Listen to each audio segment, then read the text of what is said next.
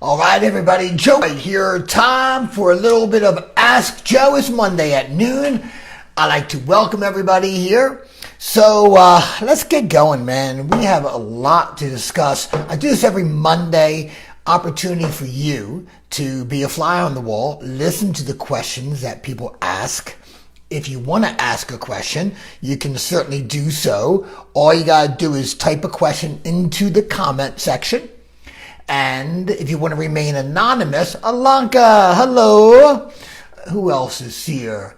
Or you can ask a question through Messenger. I won't say your name. If you put it in the comment section, everyone else sees your name, so I won't withhold that. But we do this every Monday. So I hope you had a good weekend. It freaking stinks down here. It was a weekend of hell. I have people who live above me. It's kind of a design duplex, all the houses in this area. And the sink pipes backed up. And every time people upstairs ran their dishwasher, until I figured out what was going on, it leaked everywhere. The plumber guy, I tried to snake it. I spent a whole day snaking. I couldn't do it. I felt like a freaking failure. The plumber came. He couldn't do it. He had to cut the pipe, which is on the far side of the room I'm in, and the shit came out. I mean, I swear it smelled like sewage. So I got my Glad, and I'm just saying, this is what I do for you guys here. I will suffer through the stank. But yeah, it there's not many things I smelled in my life that smelled that bad. But welcome to Ask Joe, everybody. We spent about 30 minutes here. Your chance to ask questions. You can ask anything you want, okay? Life, Tom, welcome, love, business, anything, coaching. We don't do politics, not talking about the stay at home, none of that stuff, right? We're keeping it positive here today. Maria, welcome, everybody. We have a few questions. If you have a question that comes through during the month, I'll put the link in. We have a little jot form you can kind of fill out. You can remain anonymous or not. If you have any questions that you want to ask live, two ways to do it. Number one, you can pop it through Messenger. You'll remain anonymous. Or you can type it into the comment section, and then we'll just do it, right? So let's get underway from some more questions that we received already. But give me some questions today, man. I'm fired up, man, because it smells down here still today. Okay, so my first question is, I am in a sales position and have always had my edge. Let me put my glasses on because this ain't working. That helps me to be successful. And with all this stuff going on, I feel I've lost my edge. What can I do? So, look, I'm the same type of guy. Johnny Love, right? Love that nickname, man, right? Glad you still keep it, right?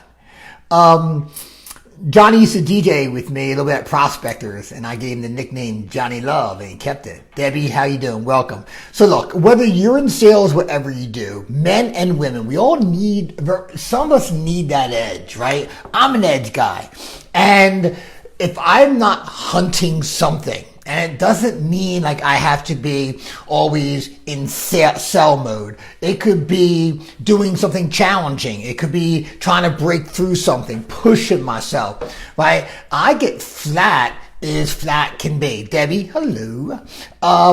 And when I get flat, I get demotivated, right? I kind of I feel like crap, right? So I get this, right? And it's hard to transition. Like the other day I went to my office to check the mail and to do a few things. And Julia Neal, welcome to Ask Joe, everybody.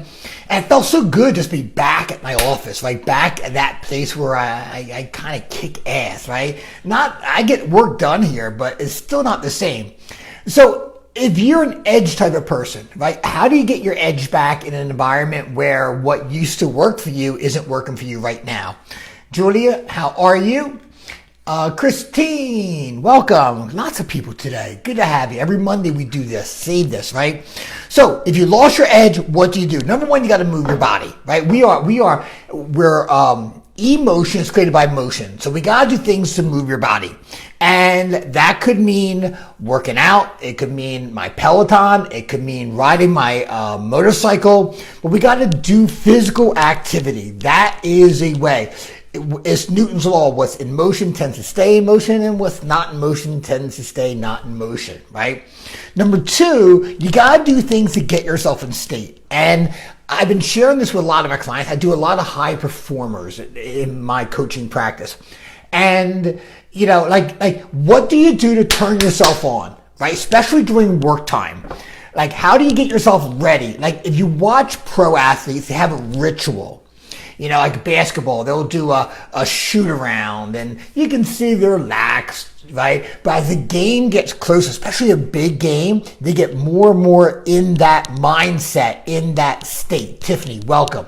And like, what's your ritual? If you just wake up every day and expect to be on, it may show up, it may not show up, right? But how do you get yourself? So here's some ways I get, and I know some of my clients, they get in state. Number one, listening to music. Number two, whether you do prayers or meditation. For me, I like to work out in the morning with weights, and then I do like my yoga and Peloton at night because weight just makes me feel stronger, right? I like that feel where I know I just worked out my muscles, right? Other things I do, and you're going to laugh at me, so go ahead, Chris, how are you? I give myself a little pep talk in the shower. I know it sounds funny, but it works for me. And I kind of give myself like a 1-minute coaching session. Just remind me of like who I am, what I'm here for, what my day is going to be about. How am I going to dominate this day and not sit back and play small? Other things that I do, I read, I journal, I do my power move. If you've been in one of our seminars, you know what a power move is, right? So I have all these things to not only get me in state, but more importantly, keep me in state. And what are you focusing on, right? If you've lost your edge, what are you focusing on? So in other words, if it's not around you, you got to create it. One way or the other, you have to create it. Because if you are a type of person where you need an edge to keep going, you're going to struggle right now. So unless you find it, right, if it's not there, you have to create it. Easiest way to say this. So we got a whole bunch of people just jumping on. Everybody, welcome to Ask Joe. I do this every Monday at noon. Your opportunity to be a fly on the wall, just taking some positivity, maybe learn something. If you would like to ask a question, feel free to. You can comment or you can do it privately. I won't say your name to Messenger. And if you want to comment on anything I say or anything anyone else says, please feel free to. I listen to myself talk enough. I like to get some feedback from other people. So, the next question I have is, I have dreams of things I want to do and achieve, but I don't ever seem to follow through. So I have a phrase, and the phrase is that dreams die in waiting. Here's what I mean by that. You talk to people, everyone has a dream, everybody has something they want to do, try, go, experience, right? But there's never an action plan.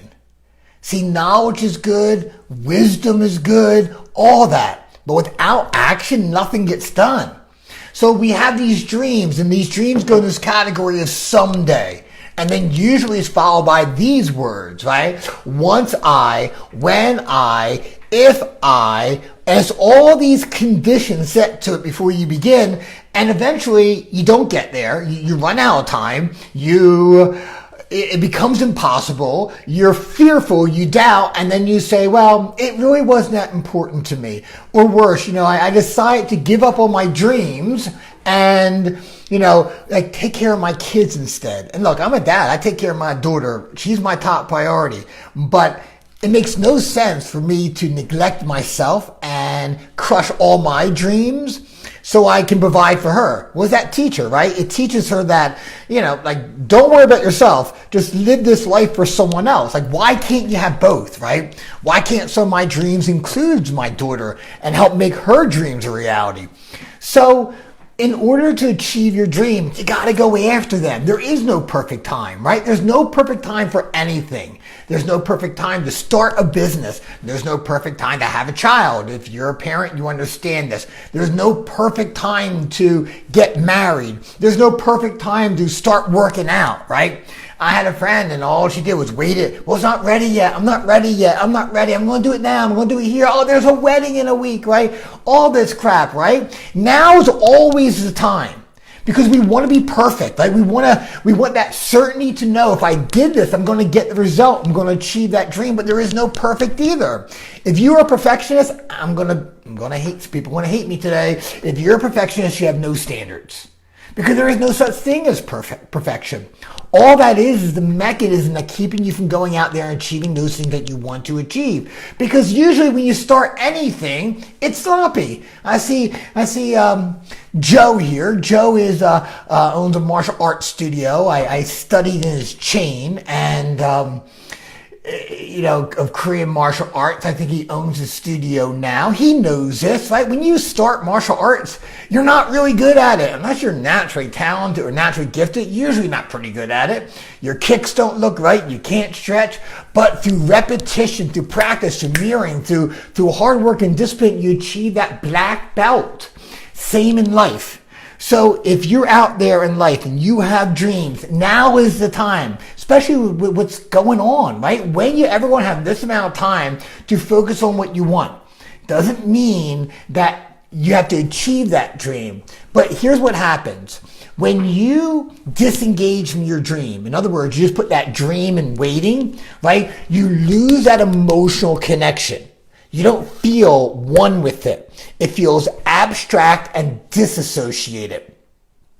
So when you try to connect to it, it doesn't even feel like yours anymore. It just feels like a plaque you hang on a wall that someone gave you. When you engage your dream, there is more of that emotional connection that flows through you. There's more of that drive. And the more you feel it, the more you go after it. And the more you go after it, the more you feel it. And it works the same way, but for you and not against you. So if you have dreams, right, start now, right? Start. Only so many days. Only so many days. We don't know how long we have here on this earth, right? And there could be a heaven and there could be a hell. There could be reincarnation. I don't know what's out there. Not saying I don't believe in things, but we don't know. There's no concrete empirical data. All I know is we have today. And what we do with it defines our life. Next question. What am I watching on TV? All right, there we go. What am I watching? Always been a big Survivor fan. So this Wednesday is the season finale.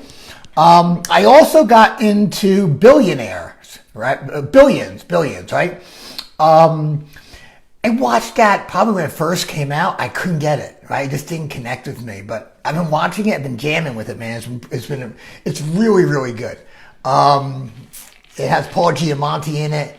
Damian Lewis, right? Maybe his name's something like that, but it's a Showtime special. All right, guys, if you have some questions here, drop them in for me, right? Just put them in the comment section.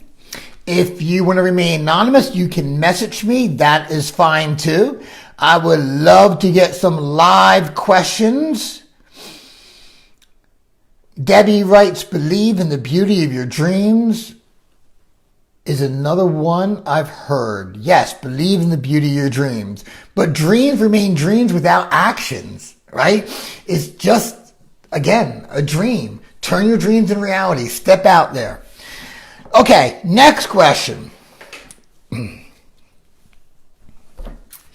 My mom, got some mommy issues, is so controlling. I've tried to talk with her, and no matter what I do, we always butt heads, and butt heads with things, and it ends up in a big fight. You know, first of all, I'd like to say happy belated Mother's Day to all the moms out there. To my birth mom, Veronica, to my the mom who adopted me, Barbara. I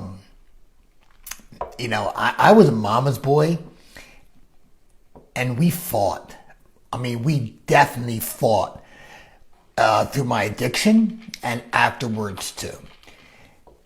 And my mom kind of did the same thing. I remember one time I closed this big deal. I mean, it was like my first big deal. It was like a $20,000 account, right?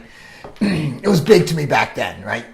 And she was like, "Oh, congratulations. It's so great. But now you can cut down your advertising."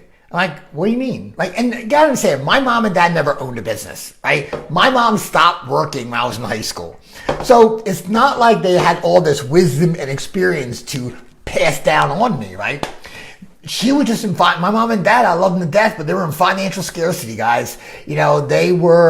My mom could make a buck stretch, but they were so fearful of money, they never was able to grow, and they died with very, very little money.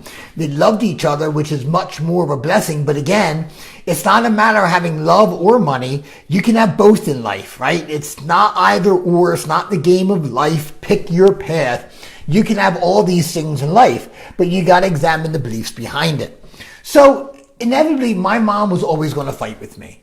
And eventually I would fight back, right? So what happens is it's called a symbiotic relationship. So here's A and here's B. So A will influence B.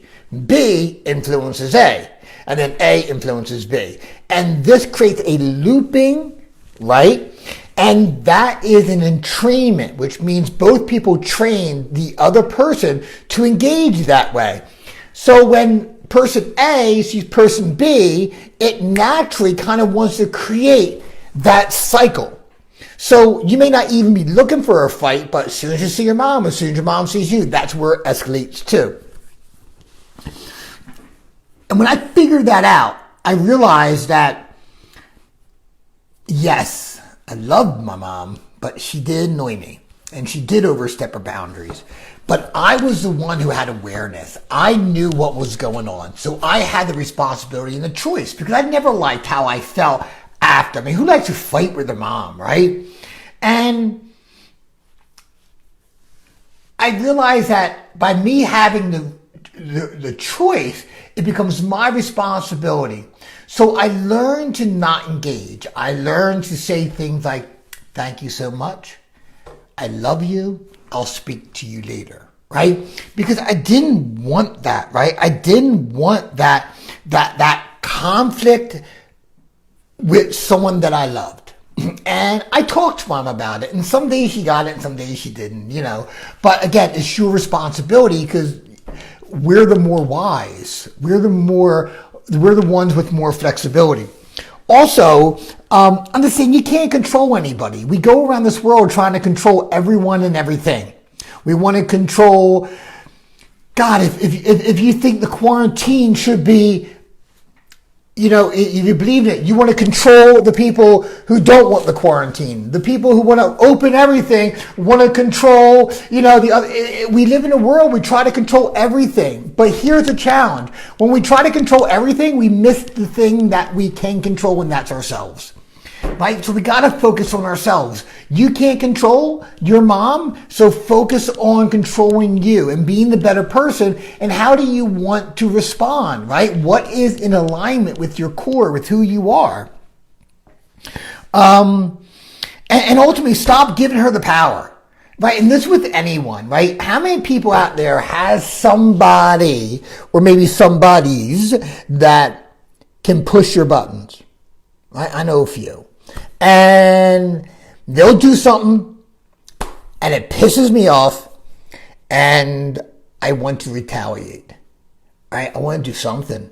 Because I fall under this pretense that they've taken significance away, my importance, right? They've said something or done something. Look, if someone's harming you, right, physically or emotionally or something like that, Yes, protect what's yours, take legal action. I'm not talking about that. I'm talking things more on that petty side that we make urgent and important. But I realized that I felt like a puppet at the end of the day. Person A says something, person B responds, right? It becomes a Pavlovian response. And like, I don't want to be that person. And I don't want to give them that power over me. So I worked really hard in this last period of time of focusing on how am I able to control my emotional state in the moment. See, I'm good in some areas, but when it deals with a certain group of people, I have a challenge with, right? And I realized that, again, I hate giving up my own control and giving them my power. So I really focused on reminding myself, there's only one of me, that I can only control me, that taking full responsibility for my thoughts, what I feel, what I do, what I think, is not only my duty and responsibility, but essential for my happiness. And I don't give my power away. I really don't. I've worked really hard not giving my power away because I ask myself the question, what is important here? Right? What's important? Trying to be right with this person? I've never been right with this person, right? I've never been able to, logically win an argument. And so what happens? I yell, then they yell, then I yell, then they yell. And that doesn't accomplish anything, right? So I'm better not engaging. I'm better. Hello, Nancy. How are you? I'm better not engaging and focusing on my lane and those things that are most important to me. So I handle a couple questions there. Guys, if you have any questions, write them in the comment section. We do this every Monday. If you want to message me, and if you want to message me, feel free to. I won't say your name. Ramona, this is so what's happening at my house with my son and I. So you're button heads, Ramona? That's what I'm assuming if you're still on. Rebecca, how are you? If you are still on, give me more details, okay? Hang on a second, guys. I got this heater down here, and it is burning my, you know what off, right? Don't like that. I got some stank going on. I got some crotch heat going on.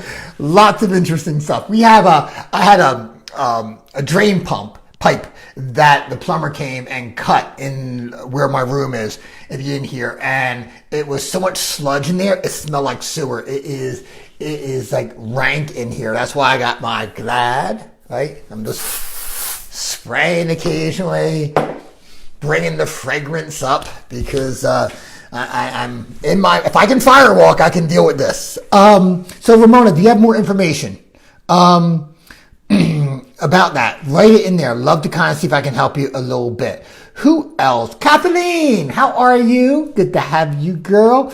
Okay, Alanka, where are you, Alanka? Alanka asked the question. Hang on a second, guys. I saw a question in here from my good friend. Nope, that's from Mona. Here we go. Alanka. How do you deal with people who are critical of you? It seems to bring me down and second guess myself. Well, whoa, guys. There we go, I'm back.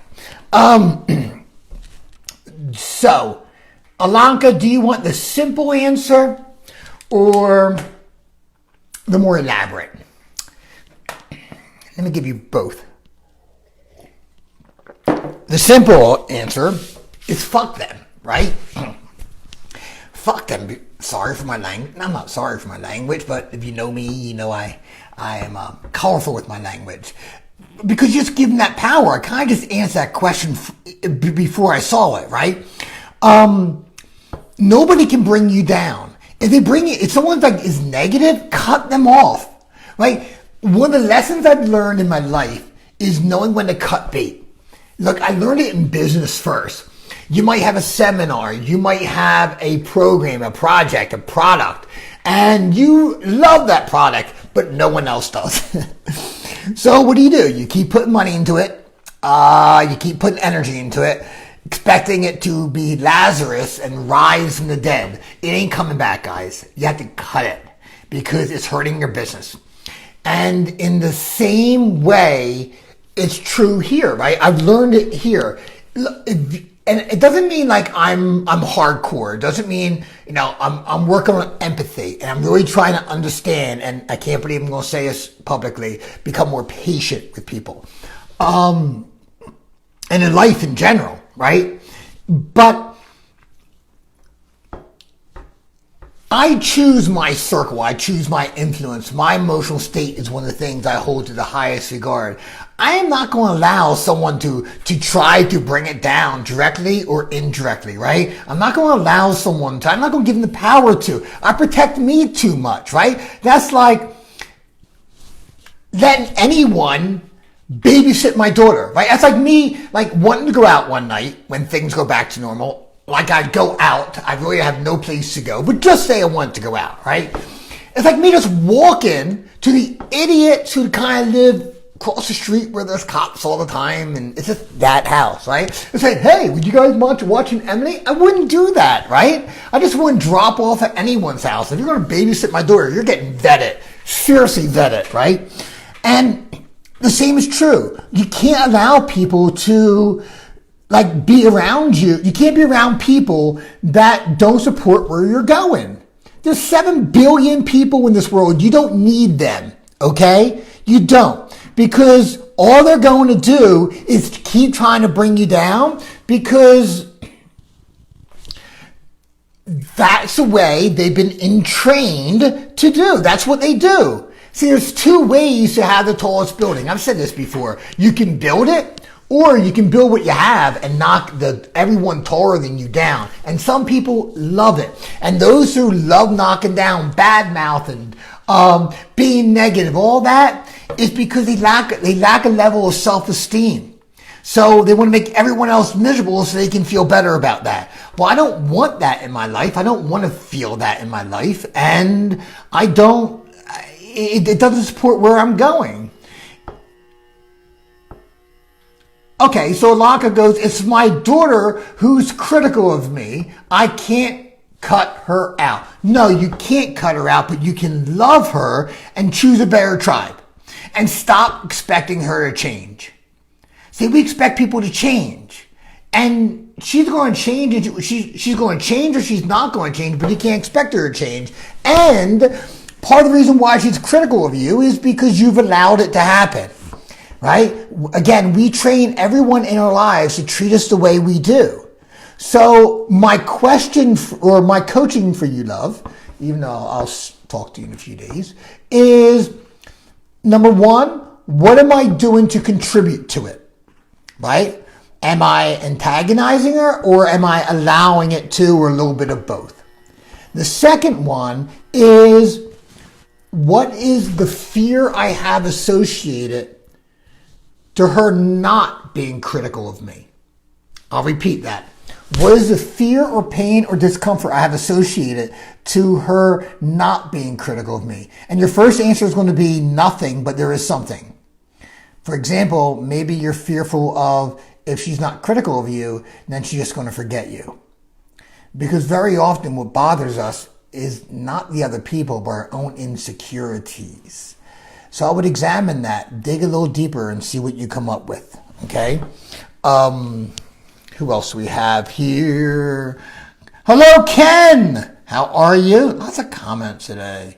How do I do that? Okay, I gotta go back to here. Sorry, guys, for my finger.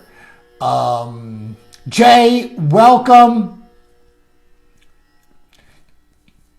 Okay, got Ken. Ramona writes, we got like a couple people going on at the same time here. This is fun. It's hard to always feel I make him unhappy. Well, Ramona, you can't make him happy. You can't make him unhappy. How old is he, Ramona? Let me know, how old is he? And if he's an adult, teenager above, you can't make him happy. He chooses to be. So the question I would say is, why does he use his unhappiness as a tool to control you? That's where I get curious. How old is he? And we'll come back to it. Nancy writes, I love your directness. Thank you. Kathy! Kathy used to be my neighbor on Greenwood in Delco. Nancy, how's you and your family? I think we're up to date here. Rebecca, we said hi to you already. Kay, welcome. John, welcome. Tom, welcome. No, who do we have here? Oh, we got everybody. All right. Oops, we skipped someone. Lori, hello. Ken writes, all is good. Great to see you again, buddy. Hope all is well. Things are great with me. Thank you, Ken. I hope you're doing well, too. Oh, he's 33. Seriously. Okay? You can't make him happy. Okay? He's a grown man. Right? So here's a couple of things that are probably happening. Number one, your son needs to step up and be a man. Okay? And take responsibility and stop leaning on his mom or using that as a mechanism, tool, weapon, pick your word, to gain leverage, to feel in control. You got to realize he's not 13, he's 33. In other words, you got to let go of that mythology that like he still needs you. He doesn't need you. Now, if he creates that situation where, like that's how I was that's how I was even after my addiction for a while, right? I needed my mom. I lived in New York City. I used to bring my laundry home, right? That's how pathetic I was, right?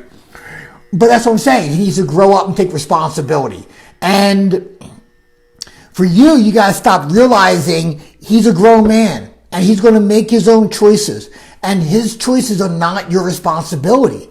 And you're going to have feelings about, I get that, but you're trying to make him happy. So the question I would ask you is, what is missing in your life that you're over-focusing, right? Making more important than it really is. What is, your relationship with your son? In other words, there's an absence of something that causes an increased value of your son's approval. So in other words, if my son's happy, I am a good mom. I'm a good person. I am enough. And it's probably because something inside of you is out of alignment and some area of your life that you want different isn't. But that gives you too much fear to go in there, so you'd rather handle it with your son. Maybe I'm right, maybe I'm wrong. Right?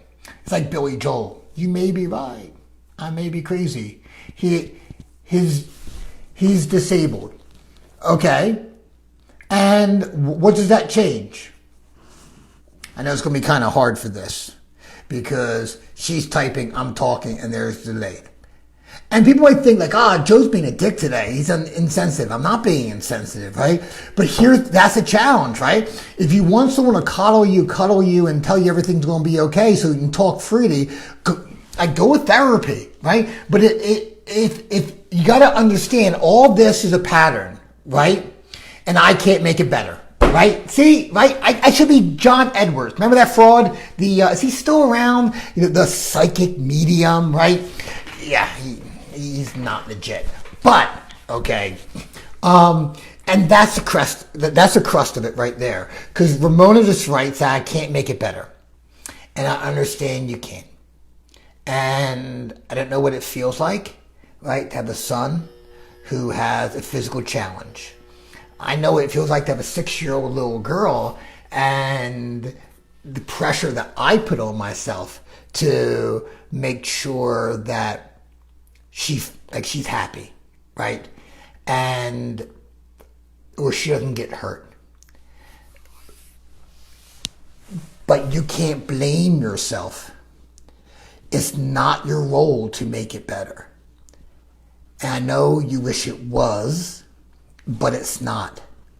And as long as you keep thinking that it's your responsibility to make it better and taking on that blame, perhaps, or even why things are the way they are, then he is always going to use that against you as a mechanism of control and never be happy.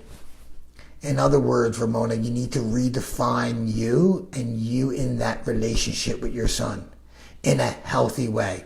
And when you do that, he's going to push back, he's going to fight, but it's okay. Because here's what we know. If you just keep doing it this way, it's just going to perpetuate and get worse and worse and worse and worse. So the peace you need to make isn't with your son, it's with you.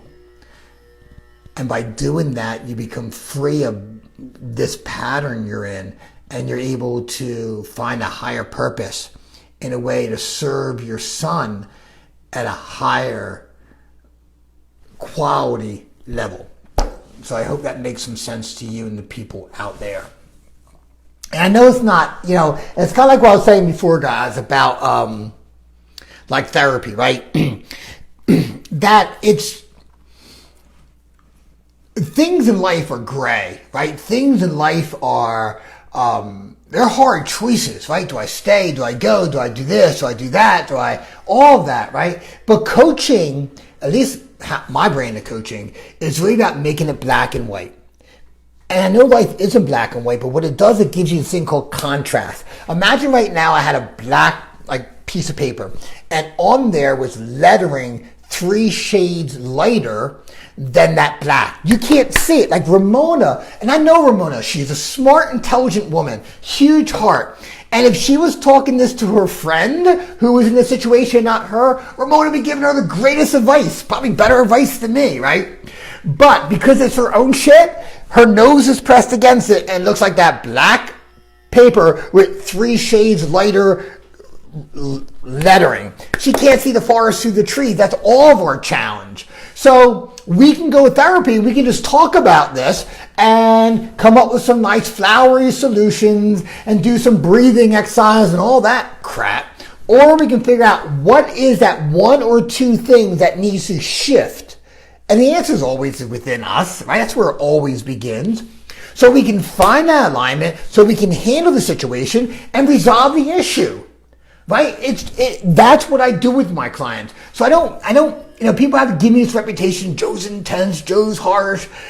It's not, right? No, I'm not. I'm just freaking honest, right? Because honest cuts through all the stories, all the stuff, so you can focus on, I don't know what, if you're in a difficult situation in life, I don't know what you should do. Someone asked me once, they said, Joe, can you, I need you to tell me what to do. I'm like, you don't pay me enough money, so I get to tell you what to do. You got to make your own choices, right?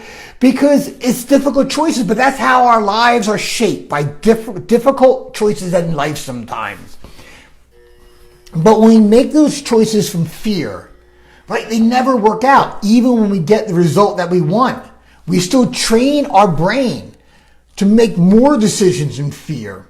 And we forget how powerful we are. How powerful we are. So what I do is, I'll use this analogy in case you just joined us. I'm suffering some stench down here. We had a backed up drain, and oh my God, he had to cut the pipe in the room I'm in, and it was and it was a kitchen sink, but it smelled worse than sewer, and it stinks down here. That's why I got my can of Glad. But you gotta cut through the shit, pull everything back so you can see things the best you can in the light that they're in, so you can make the best choice for you. And because either choice or any choice has an outcome to it and consequences associated to that. So let me see, do you have any more questions, guys? This has been engaging. I like this today. All right. Any questions you have? Ramona writes bingo. Well, I'm glad I hit bingo, right? But thank you for your honesty and your courage to kind of put this out there. Because one thing I know, Ramona, you're not the only person that's dealing with this. And some of the back and forth and things that you shared and then I shared to you, what my faith says, that someone out there is going to see this and connect with it and learn from it. So I thank you for stepping out there and sharing that. Isabel, welcome everybody. Last chance, anybody, if you have any questions, drop them in the comment section. If you want to remain anonymous, you can put them in the, hello Linda, you can put them in the messenger. We do this, and I won't say your name. We do this every Monday at noon. It's called Ask Joe. I call this on-the-spot coaching, my opportunity to answer any question about coaching in the areas of life, love, business, selling, marketing, health. I got a decent knowledge about health. I'm not a health expert. But I did have a health expert as my trainer, who taught me very, very well. Hello, Nicole. Welcome back. All right, so I'll just give you guys one more second here. If you guys have enjoyed this, can you do me a favor? I do this. I don't pitch anything here.